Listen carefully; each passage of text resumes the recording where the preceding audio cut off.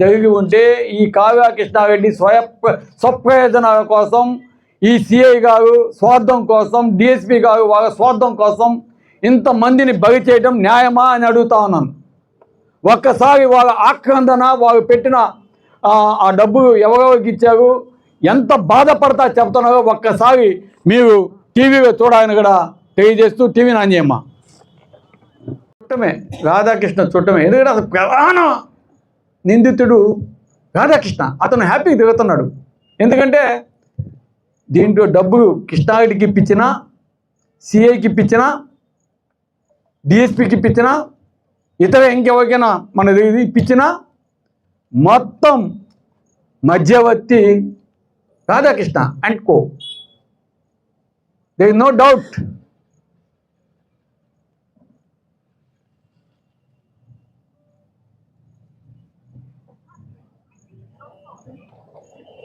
అర్థమైందా? తర్వాత ఒక్క నిమిషం ఇంకొక పేరు చెప్పు.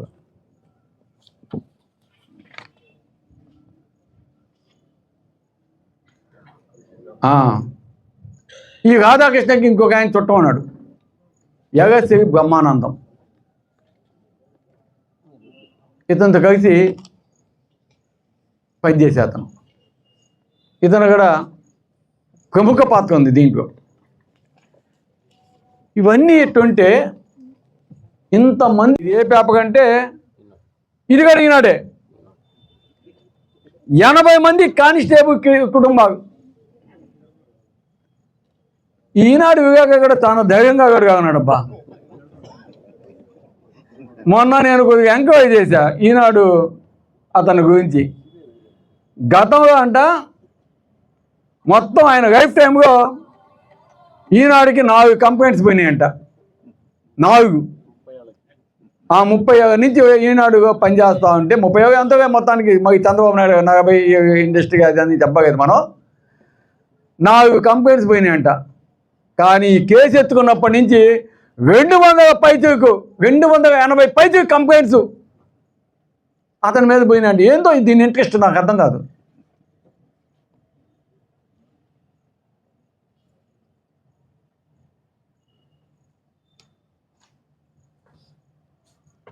రామవప్పాడు అక్కడ ఒక ఆయన 70 లక్షలు కట్టాడంట. ఈ విధంగా అబ్బా ఒక్కటి కాదు. ఎందుకే ఇంకొక ఆయన ఒక అతను జగదంకి మండలానికి సంబంధించిన ఆయన చెప్పాడు, ఇంకా చాలా చెప్పాడు. ఇంక చదువుతా, అది కూడా చదువుతా. ఎందుకంటే అన్నీ చదవాలనిపిస్తుంది బాగా నాకు కూడా. ఎందుకంటే చదవకపోతే రామలేదు. ఇంక నుంచి అంతా మొత్తం ఫోజు మటుకు బాగా ఇచ్చాను అబ్బా. కావ్యం కూడా మన పోలీస్ డిపార్ట్మెంట్ ఫోజు బ్రహ్మాండంగా ఇస్తున్నారు. అసలు నాకు ఒకటి అడుగుతాను, ఈ సీసీ ఫుటేజెస్ కానీ తీస్తే, ఒక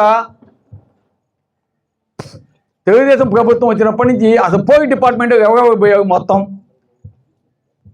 అవి కానీ తీస్తే మొత్తం డీటెయిల్స్ అన్నీ వచ్చేస్తాయి.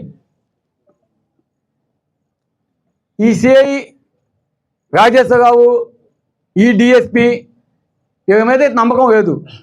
ఎవరికి కావాలని వేసుకోక ప్రతి ఎవరికి నమ్మకం లేదు. ఎందుకంటే కేసులు పెట్టేది చూస్తే అర్థమవుతా ఉంది. కొట్టేసి చంపేసినట్టు ఆడ పడేస్తే వాణి తీసుకుని కేసు పెట్టి జైల్లో పెట్టినవి ఇవి. ఇప్పుడు కట్టాల్సి ఉంటుంది, ఎగ్గొట్టాను అప్పుడే పెనాల్టీ వేసాడు.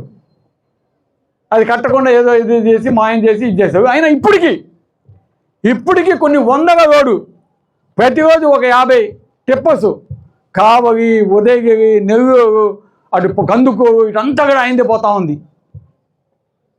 అది కూడా ఎక్కడ పర్మిషన్స్ లేవు. అదేవిధంగా ఇసుక అంటే ఎవరైనా ఏంది పాపం కట్టుకునేవాడు ఇవి స్ట్రాంగ్గా ఉండాలి. నాగార్జున సిమెంట్ వాడండి, కేసీసీ సిమెంట్ వాడండి, భారతీయ సిమెంట్ వాడండి, అడ్వర్టైజ్మెంట్స్. సిమెంట్ సరైన ఇసుక కూడా వేయాగా, పెన్నా నద్దేయాగా, లేదా మంచి ఇసుకేయాగా, ఒంటు ఇసుకేయాగా. సముద్రపు ఇసుక అమ్మేసే చేస్తా ఉన్నారు. ఇకపోతే వాడు రాస్తాడు బట్రాజు ఆ నవ్వు ఒక ఇదే పని, ఏం పని కాదు. ఒకకి బ్లాక్ మెయిల్ ఇట్లాంటి రాసేది, ఆయనకి తప్పిట్టుకో కొట్టేది. గాయకి ఇష్టానికి గాయ షట్ అది నవ్వుతా కదమ్మా మీడియాగా నవ్వినట్టు రాయండి, నవ్వుతా రాయండి. అదే చెప్పేది. మీరు కూడా అట్టాగే సంతోషంగా ఏది చెప్పాను అదే రాయండి. అయినా మరి నేను చెప్పండి రాసానుకో మిమ్మల్ని ఎత్తి బొక్క వేస్తాడు. జాగ్రత్త. ఒక ఈరోజు మీరు రాగేదనుకో రేపు నేను ఎత్తి బొక్క వేస్తాను మిమ్మల్ని. ఇప్పుడు బాగానే వేరు. అది నాకు నచ్చింది. మీరు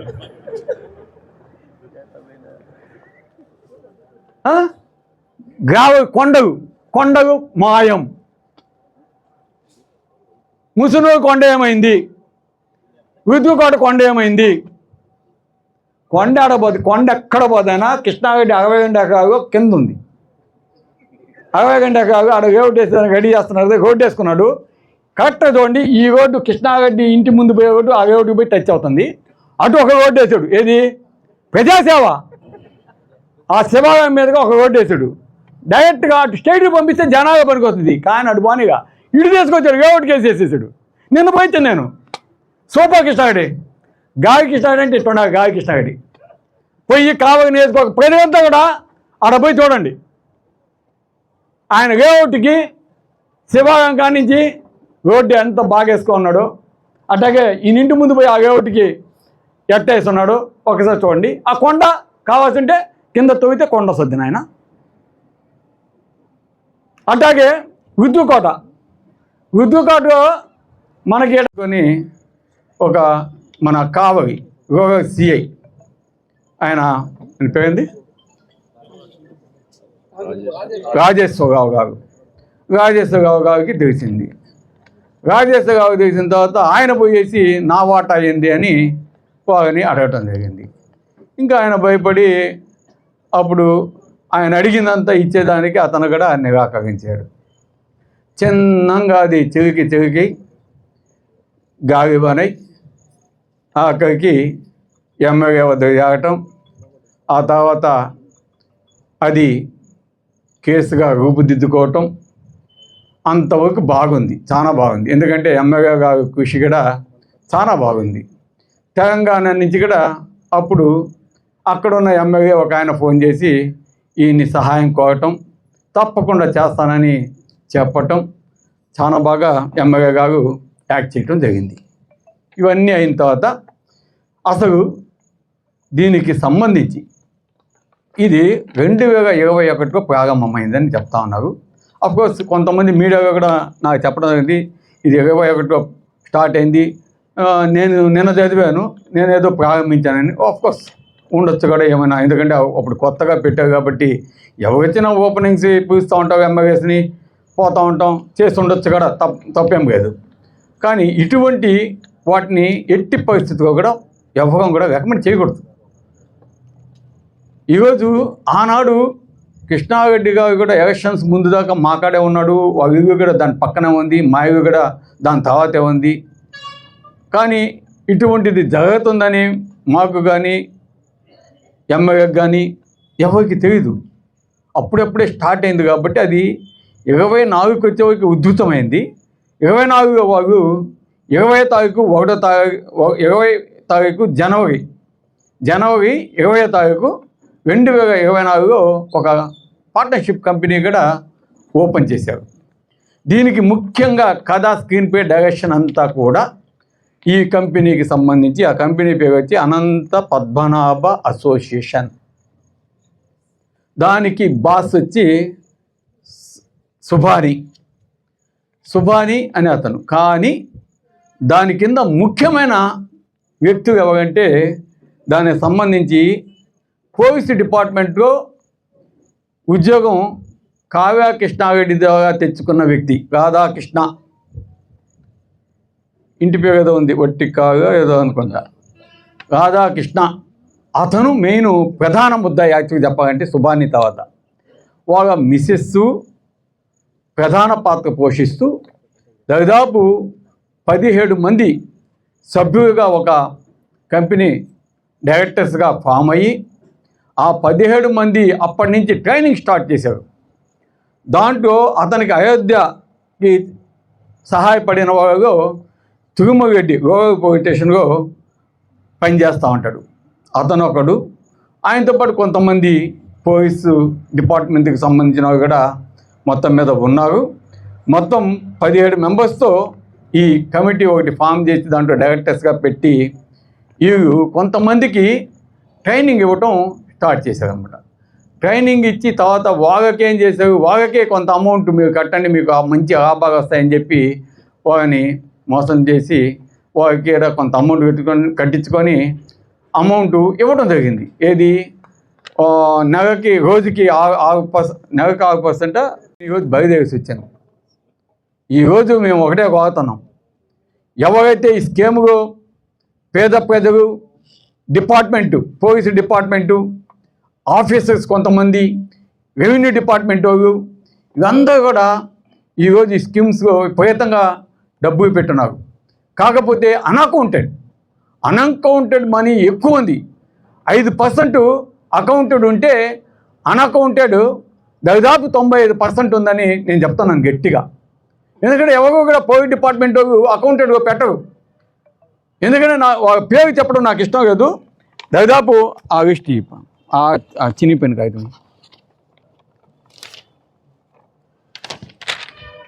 వాళ్ళ నేమ్స్ నేను చెప్పకూడదు. ఎందుకంటే ఎందుకంటే ఈ సిఐ గారు, డిఎస్పీ గారు అందరినీ భయపించేస్తున్నారు.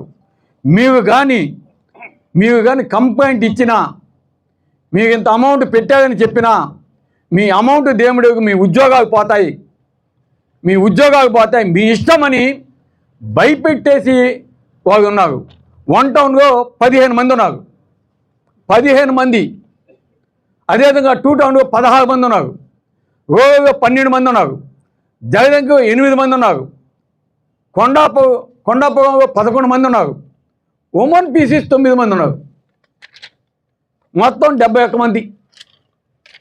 మొత్తం పోలీసు డిపార్ట్మెంట్లో కావ్య కృష్ణారెడ్డి అంటే గావి కృష్ణారెడ్డి చెప్పినట్టు పోలీసు డిపార్ట్మెంట్లో ఎక్కువ పెట్టుబడి పెట్టారనే దాంట్లో ఎటువంటి ఆక్షేపణ లేదు. అదేవిధంగా రెవెన్యూ డిపార్ట్మెంట్లో ఎంతమంది పెట్టారో ఇంకా చెప్పనే అవసరం లేదు. ఎందుకంటే ఎవరికైనా నెలకి నీకు 16% దాకా వడ్డీ వస్తుందంటే ఇంకేం కావాలి వాళ్ళకి? ఆ విధంగా విపరీతంగా, అంటే ఎగ్జాంపుల్ ఎట్ట పెట్టారంటే